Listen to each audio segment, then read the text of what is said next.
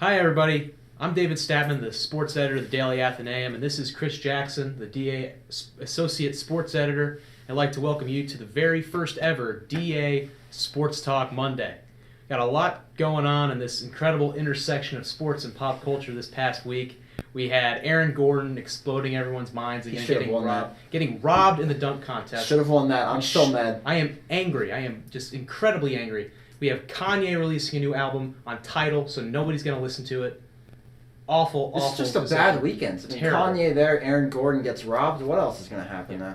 The whole human race is going to end. But meanwhile, in West Virginia, we've got an incredible intersection of all three major sports going on the last two weeks. The basketball season is ramping up. They're on their way down the stretch, and in a neck-and-neck race with Kansas and Oklahoma for the Big 12 title. Baseball season is starting up in just a few days. They're going to have their season opener against Charleston Southern. And then you have football. We've left behind signing day, but still a lot of things to be resolved before spring practice starts in a few weeks. We've got transfers possibly coming in. We've got recruits that are trying to settle in, and we're going to figure out who's going to win those battles. But let's start off with the basketball team. Coming off another win against TCU this time. They win by 31 points, a blowout. They get John Holton back. You know, you got to feel good about this team right now. I mean, they forced 26 turnovers. I mean, I know TCU commits the most in the Big 12, but look at Holton back out there. The press was back, and he was tipping passes on inbounds. All their inbounds passes, it seemed like they couldn't succeed at them. They were trying to go over the top, and that was just a miserable failure. They're not the only team to decide that long passes is the way to try and beat the press, but they just did it wildly, and that's why they turned the ball over 26 times. Their strategy was just, I'm going to throw the ball over here. Ugh! And that's not going to work. That's not going to work against anyone, let alone this press. Oh, not at all. And they gave up 26 points off turnovers. So just look at that. That was just complete demolition. That was basically a murder and a massacre in Morgantown on Saturday. It was really bad. That game was over right from the beginning. And great defensive effort there. A great defensive effort, and WVU shoots under 38% from the field, and the game is never in doubt. It shows you what kind of energy and boost John Holton gives coming off the bench. I mean, if they keep him on the bench, Nate Adrian didn't have his best game last night, only 5 points, 6 rebounds. He did fine. He didn't play quite as well as he had in recent weeks, where he really earned that starting spot, I think. He didn't really have to either, though. You look at it, all the previous games he was playing good. He really grew up as a player. Yeah. He really became better each and every night out there. Having Holton back gives them so much more depth. Now that Adrian is back and he has that confidence, where they can bring a bench unit in that features Jonathan Holton, Jayshawn Page, and Tariq Phillip, 3 players that could start on a lot of really good teams in this country, all coming off the bench. You see the burst of energy Holton gives them. 14 points, 7 rebounds, 5 assists. He hit a corner 3. He looked extremely basketball-y. Well, you look at it, too. He had that one tip on the inbounds pass and just goes up for the slam. I mean, this dude is always up to something new. He's always jumping around on the court. After the game, he was excited, too. He was telling us during that 4-game suspension at home, he was in this defensive stance watching all of these Mountaineer games, and he sure seemed glad to be back out there, especially with that effort. You can see it, and you have to give all the credit in the world to Issa Ahmad, the way he played. 14 points, 5 rebounds, easily the best performance of his career. Obviously, TCU isn't, quite that good of a team, but he also was a huge boost for this team against Iowa State. He comes in out of Cleveland, star in high school. He was the main guy, having to adjust to being a secondary role player. It takes time for anybody, let alone a guy who was such a big star in high school, but you're starting to see him kind of settle in and find ways to affect games and be able to consistently put together good nights like that. And how big is that for this team? That's huge. I mean, he was an ESPN 100 player out of high school. It was only a matter of time before you figured he'd start stepping it up. You saw what he could do in high school. You could just take over games. Now his confidence is there, too, and he's definitely looking a lot more comfortable out there. So I'm definitely very excited to see what he does down the road. And this has been a guard-dominated team for most of the season with you have 4 guys who can play, and Tavon Myers has been getting more time. He hasn't really shown it yet, but with Daxter Miles, Javon Carter, Tariq Phillip, and Jayshawn Page, but none of those guys really had big nights last against TCU. But with Ahmad and Adrian coming on, that forward core is really starting to come together. You have to feel like it's starting to align for this team, and especially with Devin Williams, he's gotten back into his groove, got past 1,000 points against TCU. This is a team that is now deep, and I don't think there's anybody they really can't beat this year. I mean, they're getting it all at the right time of the year. It's February. It's almost time for March Madness and all that. And it's a Huggins coach team. You got to believe this team is poised for big things in the postseason. And, moving on from that, they've got Oklahoma next week. This is such a huge week for this team. They go to Texas, which they had their momentum halted a little bit against Iowa State, losing on the road by 10 points at Hilton Coliseum. But they beat WVU in Morgantown. Probably WVU's worst team performance of the season. They just looked lifeless the whole game. Really tough for them. And then a couple nights later, you've got Buddy Hield coming to Morgantown. Oh, that's a really difficult stretch. I mean, you've got Shaka Smart. He's getting his team going. I mean, that guy's one of the best coaches and best minds in all of college basketball. It was only a matter of time before you got this team going. They've got that. Then they've got Oklahoma. You've got Buddy Hield. He's not the only guy either, like we've said. He's got Isaiah Cousins, Jordan Woodard. You've got Ryan Spangler out there. That team's dangerous. Very veteran group of guys that at a place that's not easy to play out. So it's going to be a tough game for the Mountaineers. And even though they lost to Kansas last weekend, they're still very much in the race in the Big 12. They're only a game back of WVU and Kansas right now. And like you said, they've got the best player in the league, and it's not just him. It's not just him. Cousins can kill you. Woodard can kill you. Spangler can pop outside and hurt you really bad. So that's really the big thing to look out this week is WVU Oklahoma. Probably going to be it is a sellout. And that's the kind of player that puts butts in the seats is Buddy Hield. You don't get to see many players like him come to Morgantown, West Virginia that often. Oh, no, you don't. Not at all. This kid can shoot like crazy. You saw in Kansas, he was struggling at the start. All of a sudden, he gets a pair of threes, puts Oklahoma up 4. But that wasn't enough, obviously, because Kansas just came through in the end. But this kid, he's going to win the Wooden Award without a doubt. All respect to Ben Simmons and all those guys, but Hield's the best college player in the country right now. And so that's a big thing going on this weekend. But another big WVU sports development, we finally got the start of baseball season. It seems like it shouldn't be baseball season yet because it's about 15 degrees outside, but baseball is starting. This is a team at WVU that they haven't made the tournament in 20 years, but you have to feel like there's some hope for this team, especially considering the pitching staff that they bring back. The same 3 starters as last year that were pretty successful, Donato, Vance, and B.J. Myers. Well, you think about it, too. Mazey's got a good track record. He's getting his recruiting classes. They've got a new stadium. He's getting all of his players here. You've got Kyle Davis coming back, too, with 13 preseason All-American. And that pitching staff, almost everyone's returning. You've got Vance Donato out there. This is a good team. It's going to be exciting to see what they do in the Big 12 this year. And it's such a big difference from last year, considering last season they came into the season with, I think, 50 total innings of experience at the D1 level returning for that pitching staff. And basically all of them were Ross Vance. And now you have Donato, who came in, he threw about 3 innings his freshman season, was the ace of the staff last year. Ross Vance, who is one of the weirdest pitchers you will ever see, tops out at 80 miles an hour, but he is as crafty a pitcher as you will find in college baseball, had a 3.2 ERA. And then B.J. Myers, who struggled for part of the season, but ended up a freshman All-American. And then that bullpen is experienced and pretty deep. They get their closer back, Blake Smith. They have some holes to fill in the offense.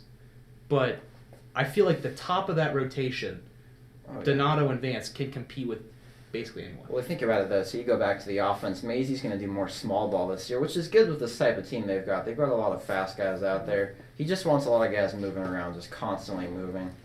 So we'll see how it goes. When guys get on the base paths, watch out. There's going to be a lot of stolen bases, a lot of bunts. I'm excited to see what happens with this offense, even though they've lost some good guys like Taylor Munden to the Marlins and all that. Yeah, and last year they were such a power team. Oh, they were. It's going to be a complete 180 for the offense. They were a power team all the way. They hit more home runs than any team in the Big 12. Munden had 11 home runs. He's gone. Justin Fox is gone. Brad Johnson's gone. They're moving Davis over to third. It's going to be interesting to see how the infield shapes up. with Davis, because the middle infield was the best part of the team last year with Munden and Davis. Davis is moving to third, and now you're going to have freshmen and guys who haven't played that much moving into the middle of the infield. Well, you look at it, though, too. They're very high on freshmen. Redshirt freshman, actually, Jimmy Galuski. In-state guy. He was a star at Preston High School. He hit over 500, and he had 32 stolen bases his senior year there. I mean, he's got a year under this system already. Coaches seem really excited about this kid, too. They love watching them play. Maisie just cannot wait to see what this kid does in Big 12 play this year. And they've got other experience returning in the offense with Jackson Kramer, who can hit the ball out of the park. They've got, in the outfield, Sean Wood's got power. Casey Huff can play. It's definitely going to be a team that gets by on pitching and good base running. And it's going to be tough for them because they're in the Big 12 and they're always going to be behind the teams from Texas. They're always going to be chasing TCU and the like. But they have the pitching. I think that they can scrap away with those teams and drag them down to their level. Oh, for sure. I mean, they're going to have a lot of close games, a lot of one-run, two-run games, night in and night out, especially in the Big 12 too. That's just the way it's going to be playing teams like TCU, Texas, like you said, all those different schools.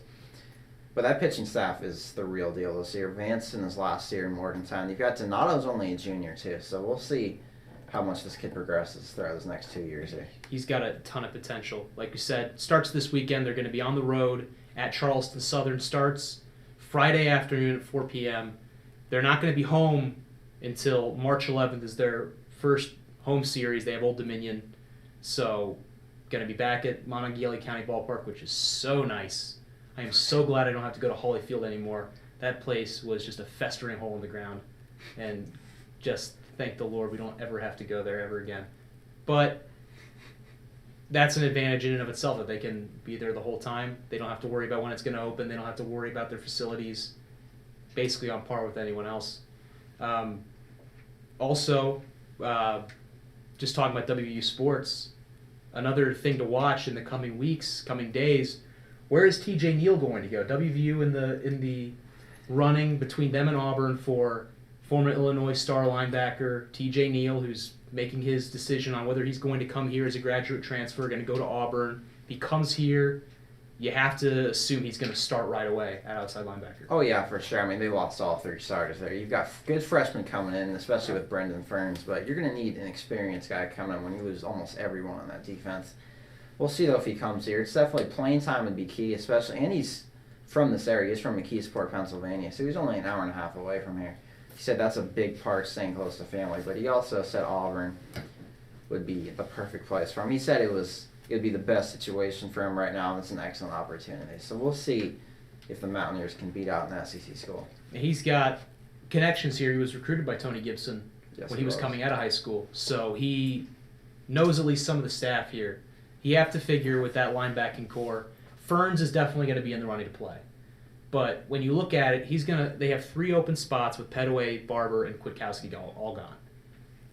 You have to assume that Al-Rashid Benton's going to be the starting middle linebacker. He started when Barber was hurt last year and played well. He's going to be a junior. And you have to probably assume, although we're just, projecting right now, we don't know how the races are exactly going to shape out, but Xavier Preston looks like a pretty solid bet to be one of the outside linebackers. And then with Neal coming in, you don't have to really worry about inexperience. You don't really have to worry about whether Brendan Ferns can adjust right away. They already have enough position battles and wide open spots, especially on the defense, to worry about without having to think, well, what are we going to do at linebacker? They already have to worry about corner and D-line and what are they going to do at safety and tight end. There's a lot of question marks. Getting Neal and his stability would be gigantic for this team. Oh, it would be too. I mean, I don't think they're as concerned about safety, though, with Kaiser White obviously coming in. Cornerback, that's huge. That's going to be a really, really big problem for them next season, especially against some of these Big 12 wideouts too. Yeah, and I think we both agree that cornerback is probably the biggest remaining question mark on this team. They got this weird jumble of guys coming in with Worley, Chestnut, Ricky Rump, who took the majority of the snaps, all gone. You have the only 2 guys remaining who played any sort of substantial time at corner last year are Nana Kyram and Rasul Douglas, who are both mainly special teamers. You've got 2 JUCO guys coming in. You have Antonio Crawford, who is a Miami complete homer, transfer. And then you have 3 more freshmen, and don't really know exactly how that's going to shape up. They seem high on Crawford and Douglas, who are both going to be seniors, but who knows how that position race is going to shake out, and if they can really compete with guys from Baylor and TCU. I mean, I think Grisel Douglas is going to get one of the spots. He was very highly rated out of the junior college ranks. He was a top 50 JUCO player. Coaches loved him coming out of there. He's obviously going to have to battle with a lot of these guys, but we'll see, though. Him and Crawford, it's going to be tough for them because this is going to be a good competition, especially with guys they're bringing in. And they're not, Kaiser White is going to play right away, probably at Spur, to replace KJ Dillon. He looks like a great fit. They're not the only guys who are going to probably step in and play right away. Justin Crawford could step into Wendell Smallwood's role and be the backup to Russell Shell on the other side of the ball. You could probably see Trayvon Wesco a lot at tight end, even though he's kind of a mystery man. He only had about 5 catches his first year at Lackawanna Junior College and then was hurt last year. So you haven't seen a whole lot of him on tape, but a big guy, a great athlete, probably needs to lose a little bit of weight, but he's got really big upside potential. Oh, yeah, for sure. And Dana was even kind of firing shots at Cody Clay because he couldn't run an out route to save his life. I mean, I assume Wesco can run much better routes than that. Yeah. Cody Clay's speed time running a corner route is measured in eons. It's probably what you would see in Madden as like a 58. Yeah. And Wesco's a big athletic guy who can, run faster than, most people walk, unlike Cody Clay. But Cody Clay was a good player. They're going to miss his block. Well, he was very good, so he was a good leader out there. So. I don't want people to think that I'm trashing Oh, no, Cody he was Clay. actually a good player. He's a slow guy, but he was really good with blocking and all that, though. So. They need a target in the red zone. Oh, they What really they really need is a big target in the red zone, a pass-catching target. And Wesco could be that guy. We'll see. I mean, we've got a really big...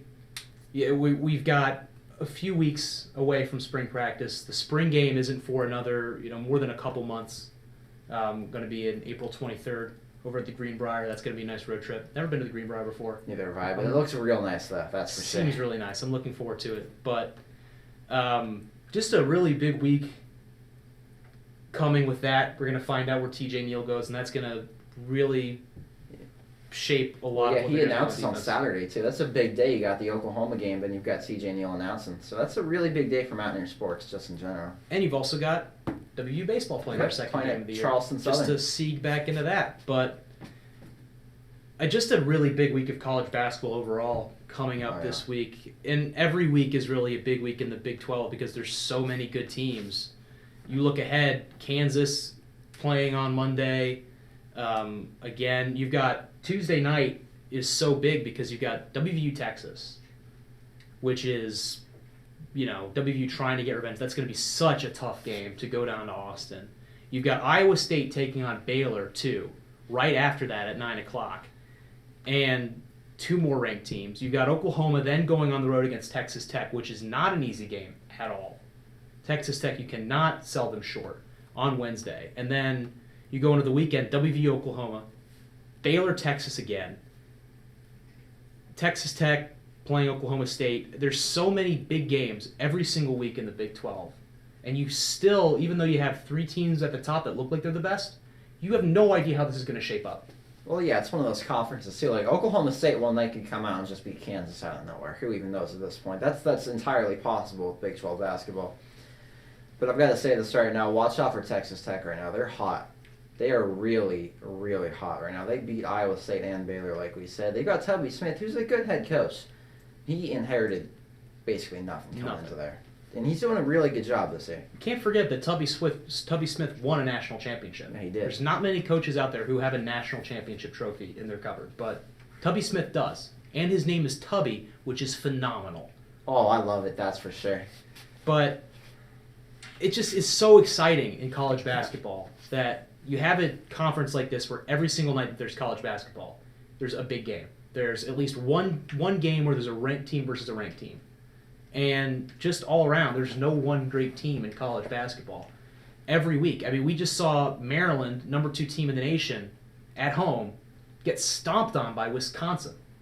This is the kind of stuff that happens every week. Last week we had the number 1 and the number 2 team lose on the same day, and no one even really batted an eye because this is just what's been happening every single week in college basketball. Oh, it's just another day and another week out there, really. That's all it is. You got to expect these things now at this point. But some people say they don't like this. They like when there's that big juggernaut. Honestly, I like this parity. I just like when anyone can beat anyone any night. Whoever thought before the year you'd say, oh, I want to watch Kansas, Oklahoma State. Exactly. And Kansas lost. I mean, and there's just so many really good conferences. The Big 12 is not the only conference where there's a bunch of really good teams. The ACC is really deep. It seems like there's like 4 great games in the Big East every week now with, you know, teams like Villanova and Butler and Creighton and Xavier. It's just across the board. And let's not forget also, though, congratulations to Devin Williams on Saturday. 50th player in program history to reach 1,000 career points. We had to give him that shout out there. He's a heck of a player, and he's only a junior, so. And to do that in less than 3 years, and you know he's a guy that's going to be coming back next year. He's got a chance to really end his career. He's been the rock of this team since he's come in, and he has a chance to end his career really high up on the WVU leaderboards for points, rebounds. He is the rock that this team has been built on. And there's nothing really bad you can say about the work that he's done at WVU since the day he came in. Oh, you can't. I mean, he's a hard worker out there, too. He does good in the classroom, good on the basketball court. Honestly, Huggins has even said before, he's that type of guy you really love to coach because he loves the game of basketball, and it's really shown out there. He's a great player, and he's going to be one of the best big men WVU's had in a long, long time. Huggins actually said after the game against TCU that Devin is right up there with Kevin Jones in terms of the 2 best power forwards that he has coached at WVU. Now, he specified at WVU because he did coach Kenyon Martin at Cincinnati, and nobody's up there with Kenyon Martin. Oh, no, not at all. But just to put him up there with a player like Kevin Jones, who's one of the best players we've seen at West Virginia in the last couple of decades, I mean, that says a lot, not only about, you know, how good Devin is, but his standing in the history of this program. Oh, that's for sure. He's going to go down as one of the best. So they're going to miss him when he's gone because he's a bulldozer up front. That guy is really, really tough, and he keeps improving his game, too, each year. He's got the jumper going. He can rebound really well, too. He's just a tough guy inside that people do not like to defend. You know, you talk about his rebounding. He's averaging about 9 a game, and he does that in a lot fewer minutes than some of these other guys that are ahead of him in just pure numbers because, you know, he's such a target for other teams. And he leads the Big 12 in double-doubles also. He's ahead of Rico Gathers and guys like that. That's saying something. And Rico Gathers is about 50% Pitbull DNA. Yeah. I mean, he's not like us. But, you know, we saw Devin go up against Rico Gathers a couple weeks ago. 1-9 shooting. Yeah. I mean, when Devin Williams and Rico Gathers come together, that is seismic activity. Oh, it is. That is like it's like a Mount 5.0 out there. You know, it is brutal. Oh, it is violent. You could feel it shaking on press row whenever they came in. And Devin won that matchup against a guy in Rico Gathers who, if he doesn't play in the NBA, he might be playing in the NFL. Oh, that's for sure. Yeah, he is a great athlete, too. That guy is huge out there. That guy's just a freak of nature out there. But, you know, Baylor is right there behind him. Him and Torian Prince and Baylor, they're right behind WVU in that just below the top 3. They still have time to edge their way up there. They can take out Iowa State. If they can then go on the weekend and take out Texas, you have to watch out for Baylor sitting at 7-5 right now. That's also asking for quite a bit. So Rico Gathers has got a combined 12 points the last 2 games he's played in. That's not really boding well for that team. Absolutely. They're struggling out there. They got killed by Texas Tech the other night. Absolutely, but just another really huge week of college basketball coming up in the Big 12 and around the country, you know, and just in WVU sports in general. Like we said, look out for TJ Neal, that announcement. Look out for baseball starting up and see if they can get out to a good start. Just really, really exciting time to be following this athletic program as a whole. Oh, it really is. I mean, they're making big strides in sports recently, that's for sure. Especially baseball. That program's really come along. They're amazing. It's only a matter of time before he gets them over the hump and into the NCAA tournament. And we will definitely be looking for that. That's about all we have. So, once again, I'm David Statman. This is Chris Jackson. Thanks for watching the very first ever DA Sports Talk Monday. Thank you, guys.